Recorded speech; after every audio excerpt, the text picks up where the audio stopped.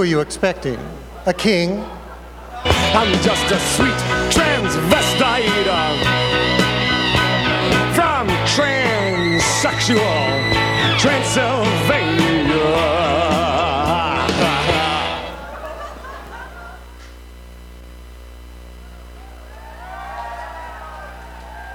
Thank you.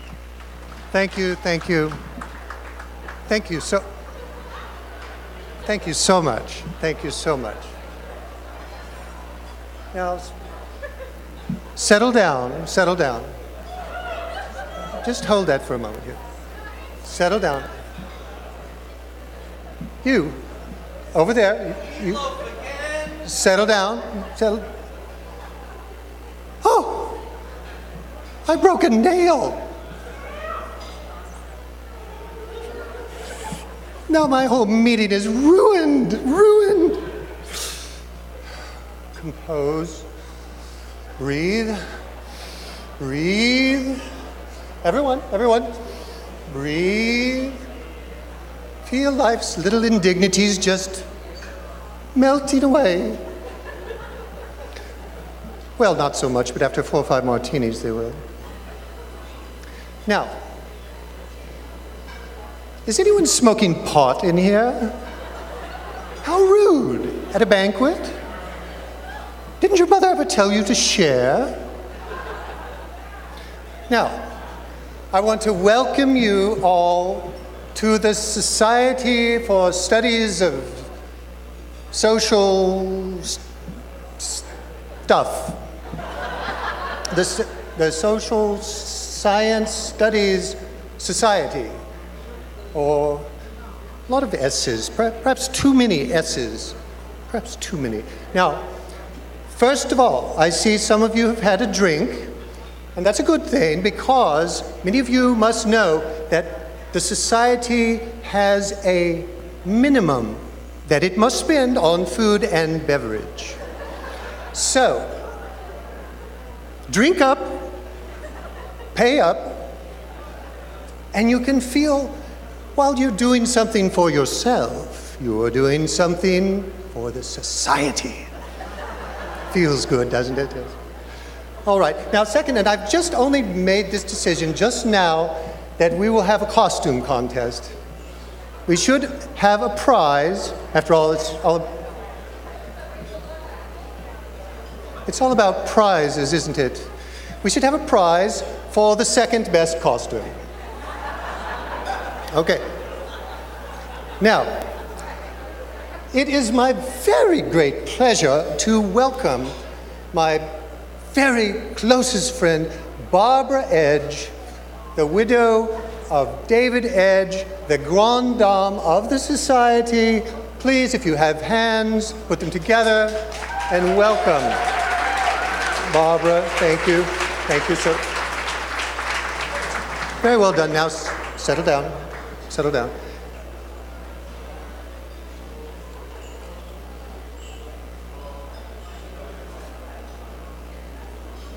Now, this is everyone seated? Because this will astonish you.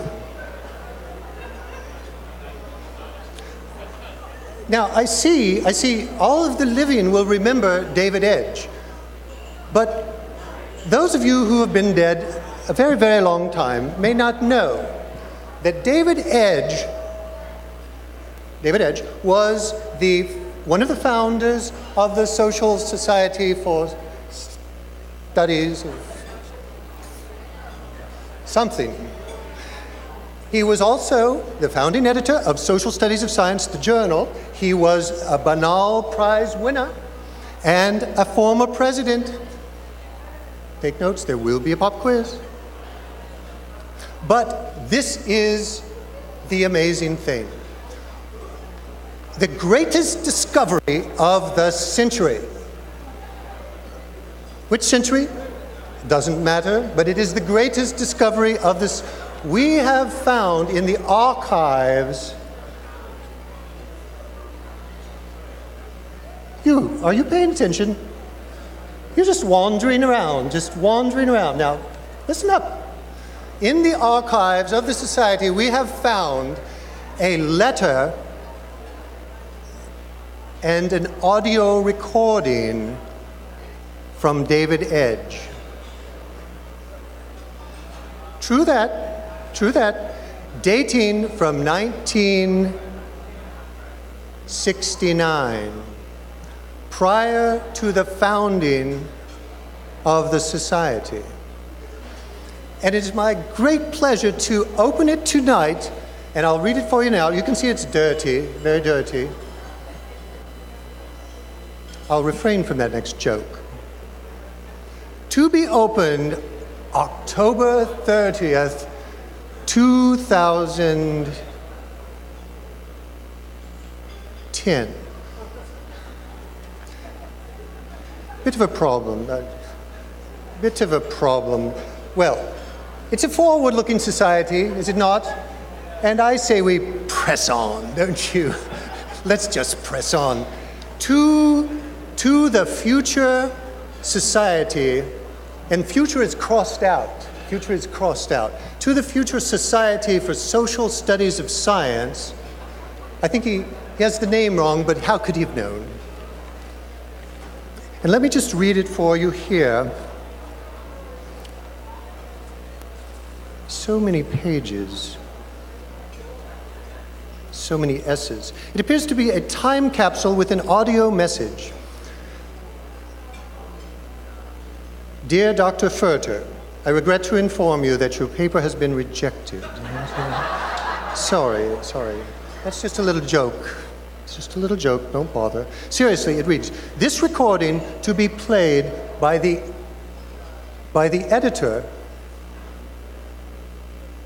of the journal Social Studies of Science and president of the Society on the occasion of the awarding of the first Edge Prize. But how could he have known that there would be an Edge Prize? And how could he have known that the president of the Society would be the editor of Social Studies of Science? He could not have known. Or could he? Well, this is so exciting. I'm just getting goosebumps all over just thinking about it. And I think now the best thing for me to do is to turn over the podium to tonight's Master of Ceremonies, the zombie banker, the president of the Society, and the editor of something. I don't know which society you may be. Can you touch one?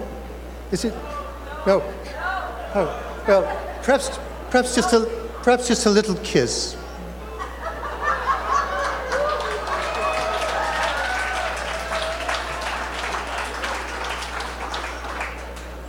Lynch. That's his name, the editor, Lynch.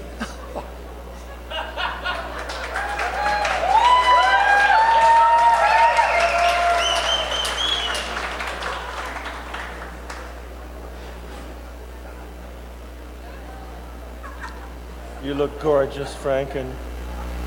Okay. Before we hear the tape, I want to announce that out of admiration for David for inaugurating our movement, we have established a prize in his name. To see in the movement, in some sense, something to admire or a pattern for future is also deviant, which means that you are a deviant. I'm the deviant? Me? I suppose I should take this as a compliment. What makes you the sort of person who can see this kind of thing in a situation when the majority are only seeing and evaluating in their own way? I learned this from the Edinburgh School. I don't want to prescribe the school in which you are to answer this one. Were you, in some sense, marginal or outside of the system when you were brought up? I was brought up as an ethnomethodologist. We make it up as we go along. What you appear to be saying, correct me if I'm wrong, is that there's no absolute stability. Ethnomethodologists believe that social order does not require stability. What worries me is that what you've said doesn't answer its own problems. Not only doesn't answer the world's problems, doesn't answer its own. This is very strange. Were you there at my plenary talk? This is not a basis for stability. This is not a basis for This is not a basis for stability. This is not a basis for stability. Stability. Do we really need stability? Stability is a topic, not a resource. Asking questions of this kind is very much like a vanishing mirrors trick. Every time we ask, we get an analysis back. You won't give a straight answer. Okay, David, here's a straight answer. We are now giving the award in your name. Well, I'm glad to hear you say that.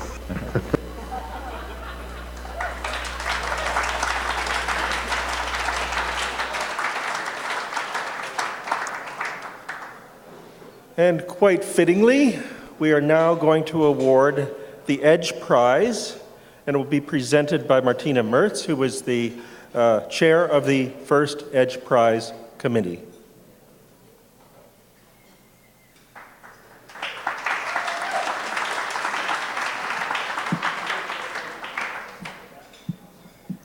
Edge. Ik hoor steeds edge. Wat zou dat nou betekenen? Had ik nou beter opgelet in mijn Engels cursus? Edge. Laten we eens even opzoeken.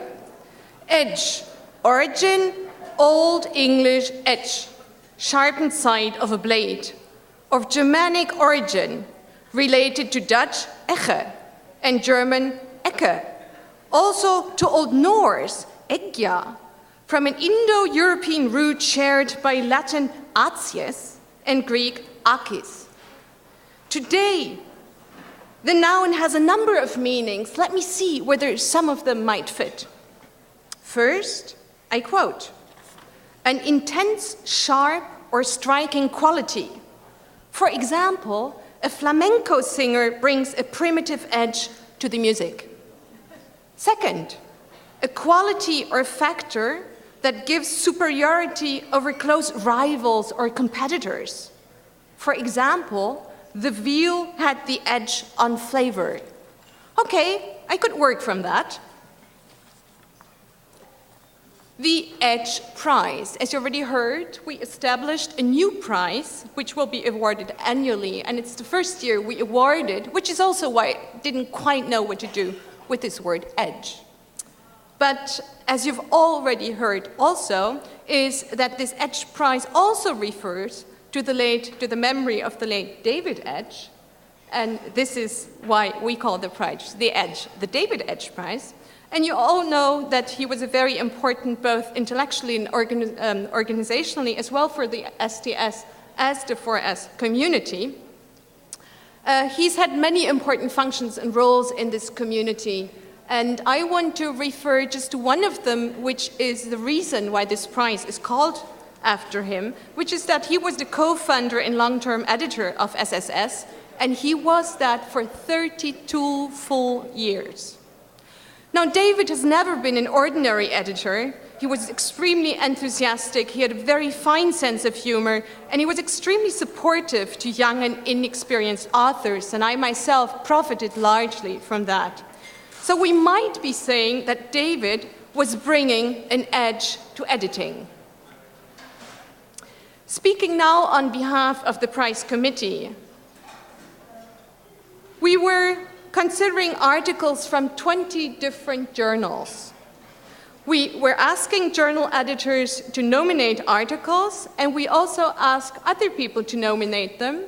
But we only got very few individual nominations, not from journal editors. So we would like you in future to just tell us about your favorite articles. Your articles in the sense that you wrote them, but even more we're interested in those articles which you would like to be using in class or for your own research, written by some of your colleagues. Coming now to the prize-winning article, because I don't want to do it too long. In a way, it sets off with the celebratory note of our plenary session today. STS is extremely successful. And it's so successful that one measure we might take for judging its success is that policymakers today have started to listen to us, at least in Europe. As a consequence, a large number of public dialogue and engagement exercises concerning science and technological development take place, and policymakers commit to issues of transparency and openness. Here, Alan Irwin steps in. He tells us, move away from normative debate over public engagement, disengage as an analytical move. Instead, turn to this new rhetoric of dialogue, transparency, and consultation as a topic of analysis. And this is exactly what he does in his fine paper, The Politics of Talk. Alan asks, how seriously should we take this talk about talk? Is there a relationship, and if so, which one, between rhetoric and institutional practice? When taking such a stance, a number of important features of the new scientific governance come to the fore, and I just want to mention three of the ones which are discussed, Alan is discussing in the article. The first one is that we're all aware of this concept of deficit, the old concept of deficit, which is referring to scientific literacy. And Alan is arguing that with these new policies, the old concept of deficit has been replaced, or rather accompanied, by a new concept of deficit, which is a deficit in public trust. The old deficit was addressed by policymakers by top-down communication. The new deficit is also addressed by something quite different, by greater openness, as a means to convince skeptical citizens to trust decision-making processes. Let me mention a second feature of this new scientific governance. This is that increased openness comes at a price, with the price of centralized control over risk management.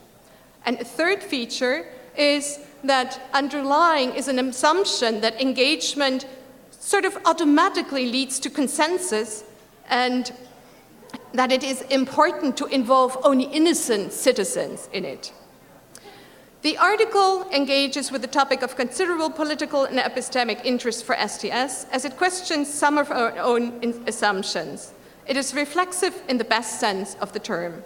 It carefully deconstructs the underlying logic and workings of both the rhetoric and the practice of this new policy, discussing in more detail the case of GM consultation. There's a little bit of magic involved, because once you've read Alan's paper, you'll never think of public engagement in quite the same way as before. Well, as I told you, we have considered articles from many journals. The first winning paper actually was published by Social Studies of Science, and I'm sure David would have appreciated this. I welcome very much now Barbara Edge, and Alan, should he be around?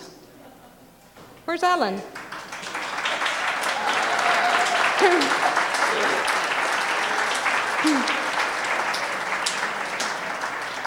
And Barbara's taking over now.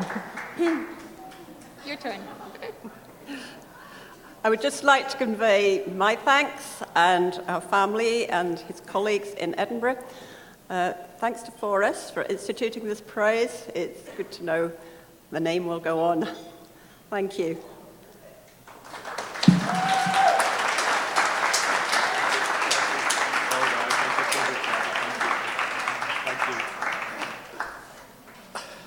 I've just discovered that Mike Lynch has got a bigger head than I have, but I guess you knew that already. I was so happy when Martina contacted me about this prize. I just didn't know it was going to take place on a Michael Jackson film set.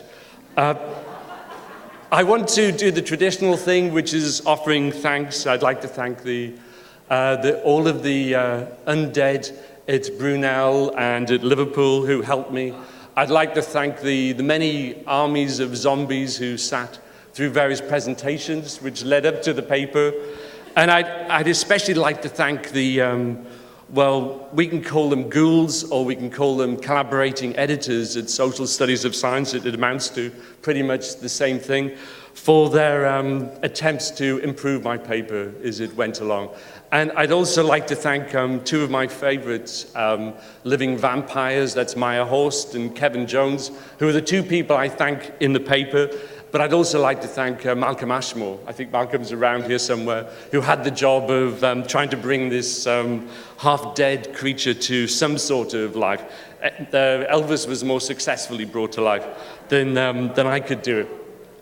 The other thing I want to say is, of course, this is a matter of judgment, whether it is in any sense a halfway good paper. I could nominate many other better examples to receive this prize.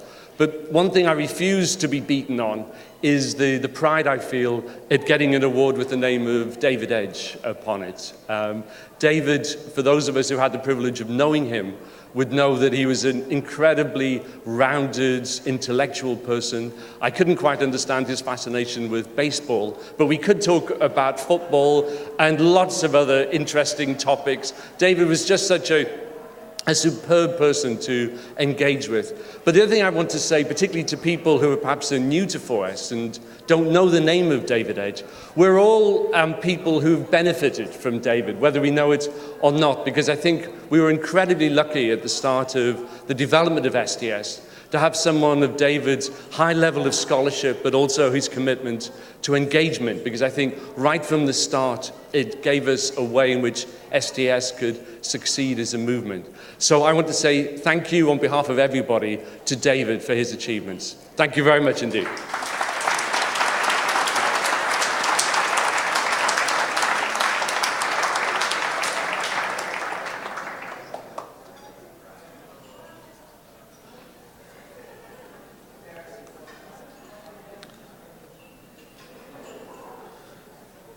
Okay, we're going to interrupt the awards ceremony briefly while we thank Daniel Breslau and Barbara Allen for their amazing amount of work and excellent job of organizing the program and dealing with the arrangements. Are Daniel and Barbara, you're here. Is Daniel here?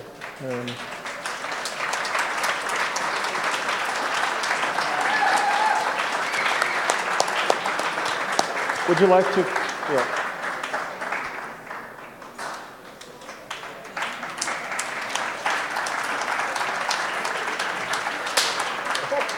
You want to say something? No, go ahead. Well, it was a lot of work, and people have asked me if we'd like to do it again, and it killed me this time. So, you know, you're going to have a lot of attrition in this society, I think, over the years with the...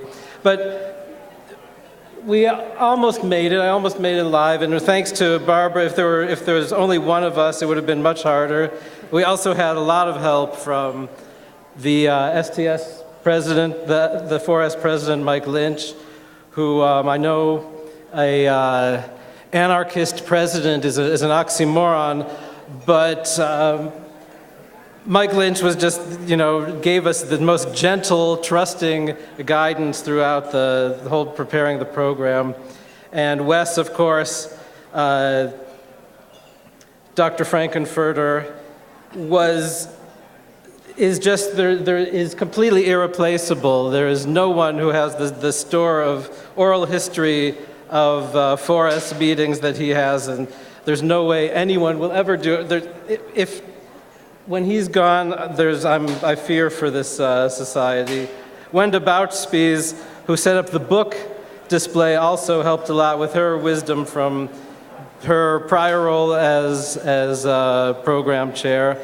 And Rick Duque, who actually, I didn't believe this, but he told us that he did cook all of the food himself, prepared it, and the desserts. And I think he basically arranged the catering and did a lot of work and was amazing. We had some students that helped us. Virginia Tech students, David Brueggemann, David Tomlin, William Davis. Our chair, Skip Furman, who first proposed us hosting the 4S, being the host institution, as a campaign promise when he was running for chair of our department. And I was running against him, and I'm just delighted that he won, and we had the meeting. Also, the staff at the Hyatt was great. Tasha, McDougall, the rest of the staff. Do you have anything to say? No, and I thank everybody that's turned out here tonight and everyone that's come to the meeting, because it's really all of you and for us. I'm proud to be a member of this society, and all of you showing up tonight and to the meeting, presenting your scholarship, your work, participating in the workshops, and all the other things everyone's done to make it this meeting. We thank you all.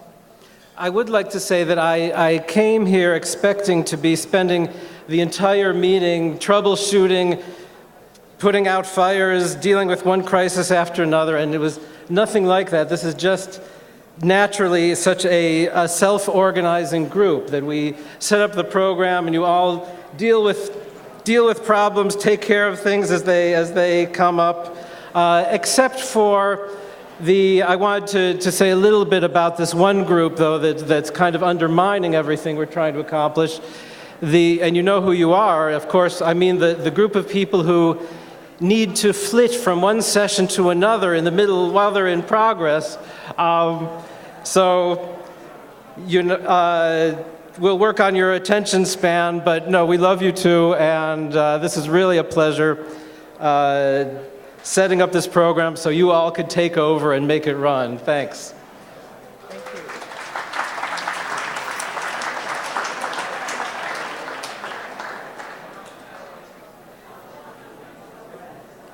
We will be giving them a token of our appreciation, only a token, because we can't give them enough of a certificate for some books, but we really, really appreciate the job they did. I'd like to thank the outgoing members of the Forest Council, Gabrielle Hecht, Michelle Murphy, and Stefan Timmermans, for reading dozens of books for Book Prize, Fleck and Carson prizes. I'd also add special thanks for Martina Mertz, Maureen McNeil, and Paul Wouters, who stayed on for an extra year doing the Edge Prize. And also helping to organize how the prize would go. I'd also like to thank the amazing job done by the zombie organizers of this venue today.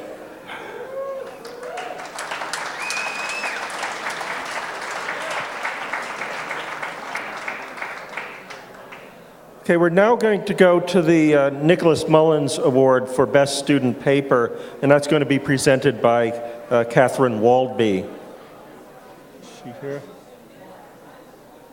Catherine Waldby? Oh, there you go. Yeah.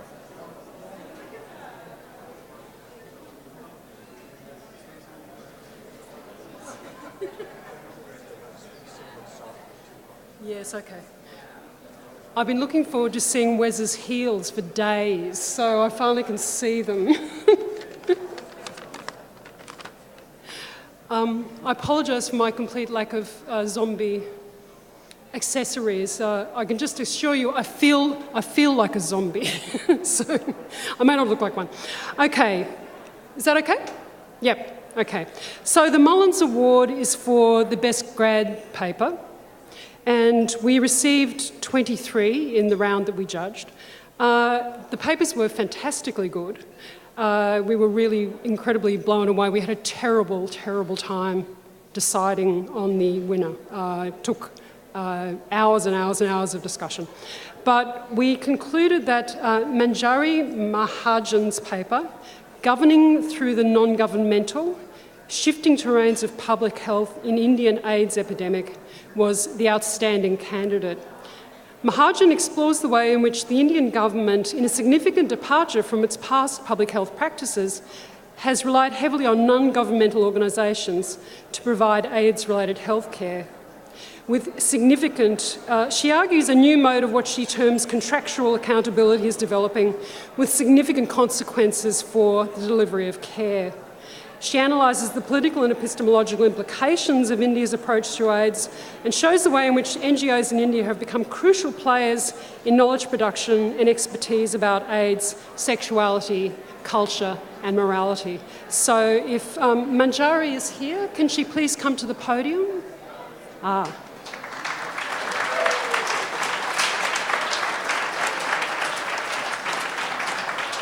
Congratulations. Would you like to speak? So this paper was written while I was doing my PhD at the Cornell STS department. And I would like to thank my committee members, which included Steve Hilgartner, Mike Lynch, and Matthew Evangelista. But I would also like to thank all my friends, mentors, and other professors in the department who made 6 years of my PhD experience so enjoyable. Thank you.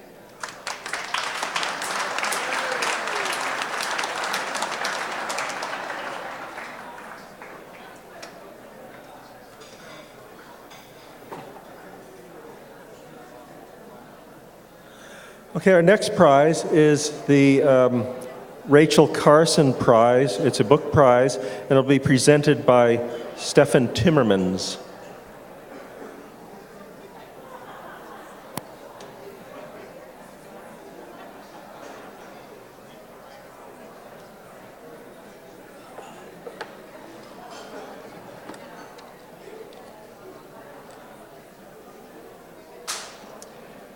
Ladies and gentlemen,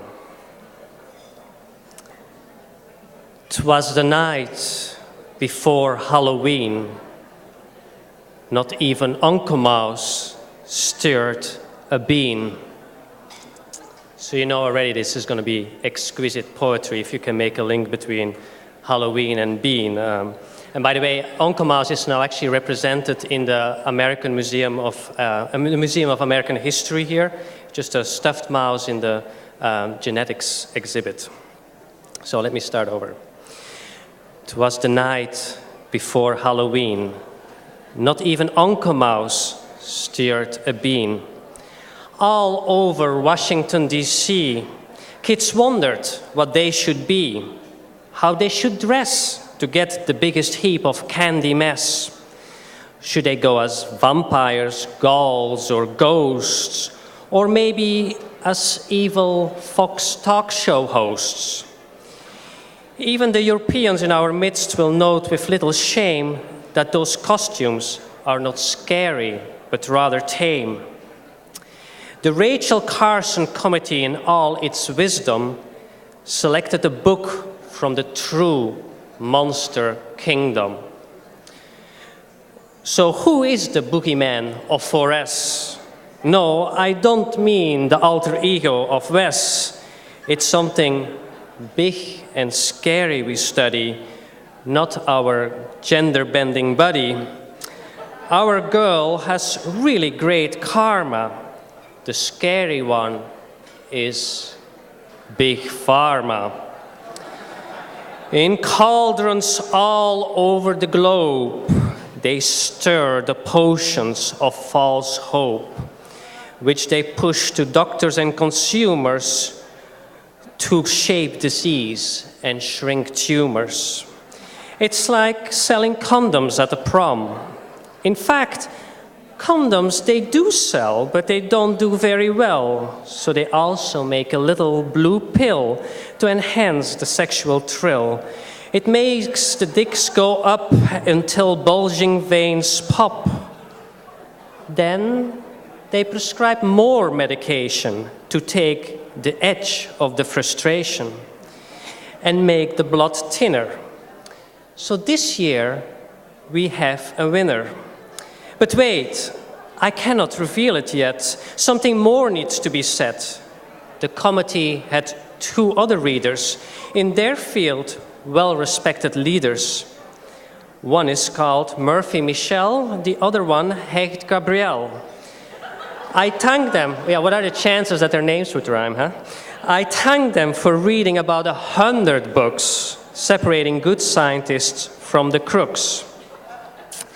So before I used blood thinner to get to winner, maybe now I should use sinner, or better yet, overcooked banquet dinner. Uh-oh. Now Wes is looking at his watch. There's going to be flack to catch. No more bush to beat around. Let's get straight to the point. Ladies and gentlemen, 'twas the night before Halloween. The winner is Jeremy Green. with a book that will disturb many slumbers. It's called Prescribing by Numbers.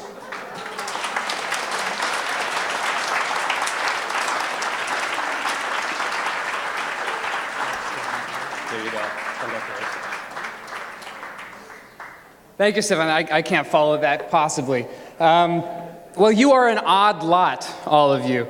And I thank you for welcoming me in your disorderly ranks. I gave my first grad student paper at 4S a number of years ago, and so I feel that this award is actually quite meaningful to me. I'm almost getting a little sentimental. So let me just thank a few people. My dissertation committee, clearly, Alan Brandt, Charles Rosenberg, and Arthur Kleinman. Jackie Waymiller at Hopkins. Really, I just want to point this out. As soon as I gave her the manuscript, I then became a medical resident and essentially disappeared for a few years. So the ability of Hopkins to help this book to come into existence is amazing. There are too many people to thank. Abano Seo Asari, Nate Greenslit, Joe Dumit. There's just a number of people who helped me conceptualize why we think of drugs the way we do and why it's so important to do so. So thank you very much. And, again, you're a freaky looking group. I'll endeavor to be a little freakier next time. Thanks again.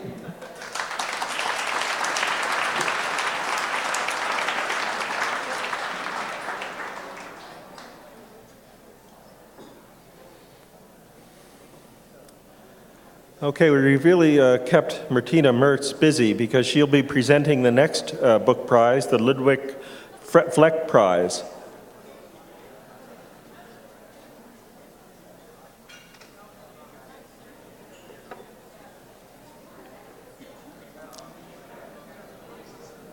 Now, Judy told us today that sociology is very keen on STS these days. They put a STS person as a department chair.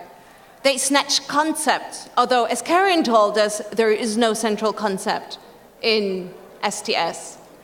And now they even snatch our prize winners.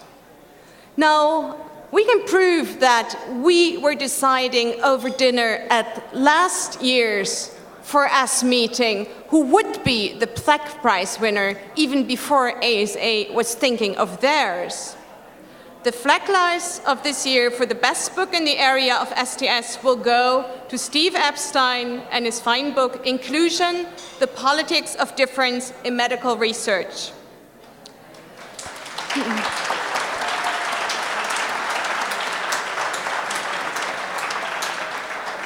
The book starts out from the new attention for health inequalities with respect to sex and gender, race and ethnicity and age.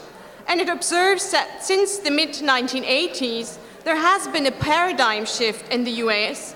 The paradigm shift is about moving from what was earlier done, considering white, middle-aged men, the standard human. There was massive criticism with this paradigm to extrapolate to the entire population by considering these white, middle-aged men. And that has given rise to a new paradigm, which Steve calls the inclusion and difference paradigm. Now, there is a need to engage with this shift critically, as there are very ambivalent kind of effects going with it. On the one hand, it seems to be an important strategy to improve medical research and make it more inclusive. On the other hand, viewing differences merely as biologically defined might ignore other health risks along other patterns of differentiation. Steve is dealing with this question in a remarkable way because he, on the one hand, takes the necessary distance to be analyzing this, but on the other hand, he does that in a very engaged and a very explicit way. As an author, he's always in the text with all the doubts you may have. And as a reader, you appreciate this particularly because when you read along the pages, you have these strange kind of feelings that something is very awkward going on. And Steve is very, very good in pointing this out and writing himself into the story with his own impressions and judgment of what's happening here at the same time. The task, thus, which the book sets itself is to understand in what respect this new paradigm, which comes with a new policy, leads to better health, but also might lead to adverse health effects. I would like to go very briefly through the structure of the book. The first part of the book is discussing how the new paradigm is made. It shows how the strategy gained supporters, became institutionalized, and taken for granted. It shows how reformers framed their arguments, but also which controversies developed and how they were settled. The second part of the book, then, is dealing with the social and medical consequences, and it is doing this by looking as well at the intended and the unintended consequences. The chapters throughout the book then look at different agents and different arenas in turn, starting with government agencies, moving to medical research practice, then to pharmaceutical companies, thinking of what might be the implication for recruiting people as research subjects, and that's one of my favorite chapters, to show us how the new applied science emerges, the recruitmentology, which goes together with needing to recruit people and keep them in the trials. Steve then finally talks about the different groups, especially focusing on women and racial profiling. The decision of our committee was unanimous, and it was not so difficult to come up with Steve as a very clear winner. This is a very fine book for many reasons. One of them is the way Steve traces all of these arenas in a very comprehensive manner through sites, locations, actors, and analyzing their interaction. In fact, each chapter constitutes a study of its own, with its own body of literature, its own body of empirical data, all interwoven to form a complex whole. Conceptually, the book is very inspiring and elaborate, not only drawing on STS, but also on political sociology, critical studies of gender and race. I can't do justice to the book now in these few minutes with most people chatting in the back. So, therefore, I would like to invite you to come to us tomorrow at 1:45 to the Author Meets Critic session, where we will have 2 full hours to be discussing this work. It's a great pleasure to ask Steve to come here. Where is he? Congratulations. Thank you so much. Oh, that was really sweet. Thank you. This is a great thrill. Thank you so much, Martina. That was so kind and generous. And I know from having served on the prize committees before how much work is involved in reading those books. It's also a great thrill for me to share the stage with Dr. Frankenfurter, who in the Tim Curry incarnation was a hero of my youth. I'll be very brief. There's much I could say. I do want to say how meaningful it is to me to receive this award from a society that has been a home to me ever since 1990, when I was a graduate student and Adele Clark encouraged me to come to my very first 4S meeting. And there is just no way that I could have written this particular book without relying on all of the work of so many people and all of the conversations that I had in the halls and at 4S meetings over the years. I feel that it was shaped in so many ways by so many people that I wish I had the time to point out. I do want to single out the 4 individuals who became revealed to me as university press reviewers and gave me very substantial comments on the entire manuscript. All of them people who've been wonderfully supportive of me over the years. Tom Gearin, Kelly Moore, Raina Rapp, and Stefan Timmermans. A big thank you to the 4 of you. Finally, I want to thank all of the faculty and students at my former institutional home, University of California, San Diego, where I wrote this book. And thanks to all of you.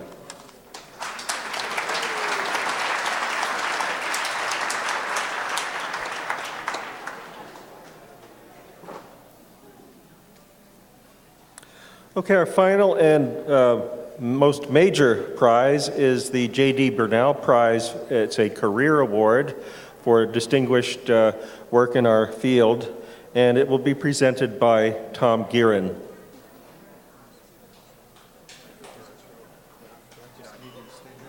Now, just one moment here, because we're getting a bit of noise in the back, and I must ask you to desist. And from now on, I'll be walking around and watching very closely. So. Miss, 1754, later.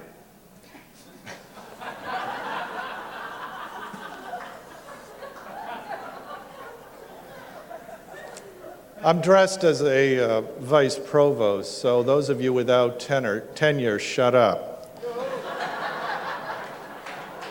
My comments will be extremely brief because our winner this year has been known on occasion in public lectures to speak beyond the allotted time, just a little bit, or sometimes a whole lot. And though we are all so proud of her, none of us wants to be here listening to her gracious acceptance speech at midnight or 1:30, so I, for one, will be short.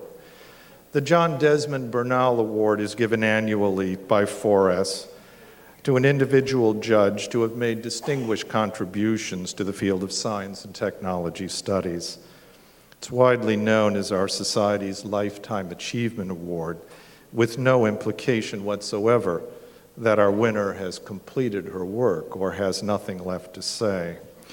The prize is co-sponsored by Thomson Scientific, and we're grateful to Gene Garfield, founder of the Citation Index, for his continuing generosity and support. The Burnell Award has been given since 1981 to 28 STS scholars who have shaped the direction and pace of our field. The first 5 winners were Derek Price, Robert Merton, Thomas Kuhn, Joseph Needham, and Joseph Ben-David.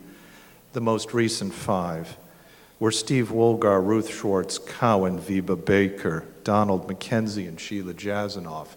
And that's a hell of a lot of academic intellectual territory. The 2009 winner of the John Desmond Burnell Prize fits comfortably among these distinguished scholars who've built our field. Karen Nor Satina of the University of Chicago and Constance.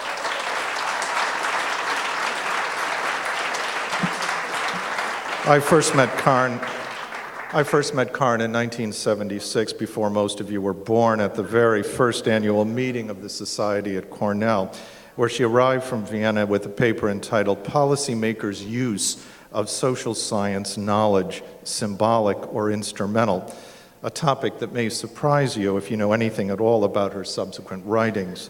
And you might even be more surprised to hear the titles of papers Karen published in the next several years. Scientific Productivity and Accumulative Advantage, a Thesis Reassessed, and Publication Productivity and Professional Position, Cross-National Evidence on the Role of Organizations, an aspiring positivist.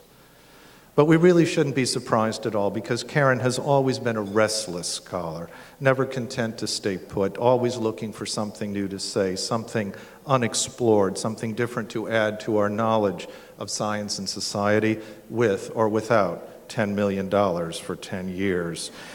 Positivism quickly forgotten. She published a paper in 1979 called Tinkering Towards Success, Prelude to a Theory of Scientific Practice, which was indeed a prelude only to about 2 decades of constructivist interpretations, SSK, lab ethnographies, and cultural studies, the stuff that became the foundation of our field.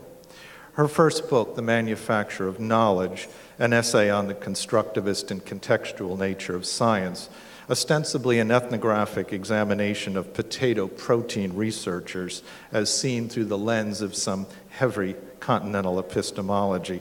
It's so difficult now to imagine a time when science was not seen as constructed or contextual, unless, of course, you're Park Doing. That book introduced concepts we still rely on today: the decision-ladenness of fact fabrication, the scientist as cognitive and practical reasoner, local idiosyncrasies, occasioned selections and the oscillations of decisions, interactively accomplished character of scientific work, trans-scientific fields. And of course, there were things written in that book that just did not stick, like the difference between sensitive and frigid methodologies. I'm not sure what happened to that one. And once Karen Norris-Cetina saved my life. It was the 1988 annual meeting at Amsterdam. I was scheduled to be part of a panel to discuss Bruno Latour's new book, Science in Action. Olga Amsterdamska was on that panel, you might remember. Anyway, I had arrived from the States the day before, fully jet-lagged, no sleep. They lost my baggage. I was wearing the same old clothes, didn't get anything to eat because I was trying to find my bags. And then the session started. I felt like shit and believed in my heart that I was either going to faint or vomit on the spot, or maybe both. As Olga spoke, my turn was next. I got up and left the room, which was packed and excruciatingly hot. Just outside in the hall was Karen, talking with Daryl Chubin. She took one look at me and realized that something must be done. I was probably green or blue or some other color like you people look like tonight. She sat me down, sent Daryl for some smelling salts, which he actually managed to find. She held them under my nose, made me breathe, and then, I kid you not, she slapped me on both cheeks in a firm Viennese way and said, "The show must go on."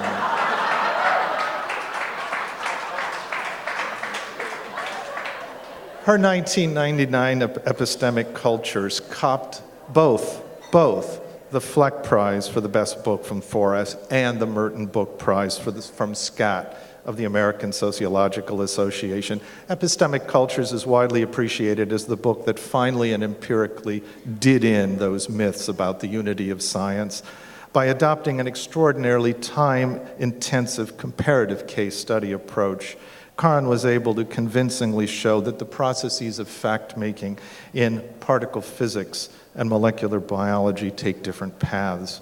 Her signal contribution, that laboratories reconfigure social and natural orders, giving every advantage to the scientific investigator, all but banishing wild nature from experimental science, has been profoundly important for my own sociological interest in the places and spaces where science gets done. Epistemic Cultures ends with a chapter titled Towards an Understanding of Knowledge Societies, a dialogue which presaged the next phase in Karen's restless, productive, continuously agenda-setting career. No longer content to watch facts get made at the laboratory bench, and recognizing that there was much to be learned about how and why science and technology stood at the epicenter of so many changes in other social institutions and processes. Starting with the dawn of the new millennium, Karen began to look at markets, economic transaction, currency trading, not abandoning the insights gained from her study of science, but pushing these insights onto new ground, and in doing so, inserting science studies into the orbits of other scholarly constellations, such as the vibrant field of economic sociology. Her 2004 book with Alex Preda, The Sociology of Financial Markets, follows a familiar but fertile path with exciting results. In the same way that her earlier work all but obliterated the idea that scientific practice followed the logical procedural rules of some scientific method, the newer work challenges the idea that markets and trading follow rules of rational efficiency. It is, after all, a sociological approach. With this work, Karen secures her most recent reputation as an ambassador of science studies, taking our news to other epistemic communities and being appreciated for that. She was elected president, for example, of the theory section of the American Sociological Association. I promised to be brief, but I failed. simply because the career of Karen Norsetina cannot be captured in 5 minutes or even an hour. Her accomplishments and contributions to our field across 4 decades have made Karen a most worthy recipient of the 4S Bernal Award.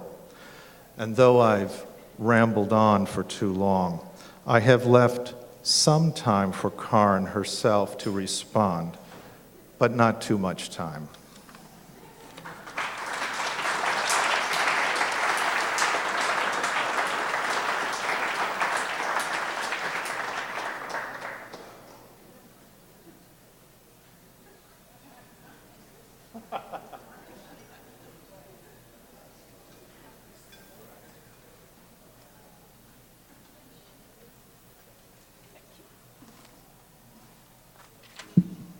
You don't have enough hands.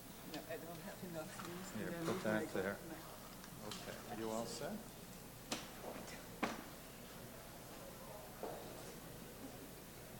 This is on her clock, not mine.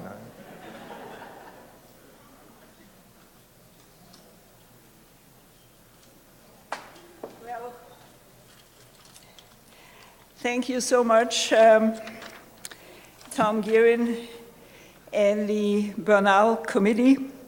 I want to also thank the Society for Social Studies of Science and the membership in the Thomson Reuters Association, to which I discover I now have a relationship.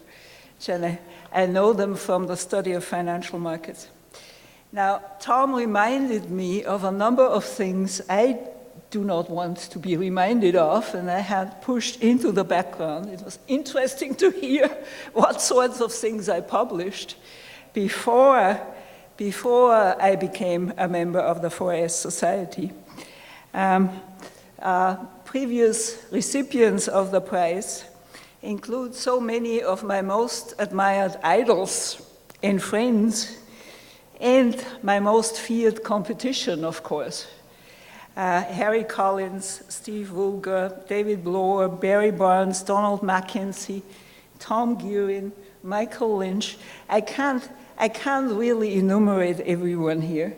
I will forget too many, and it would indeed take me to 1 or 2 o'clock in the morning.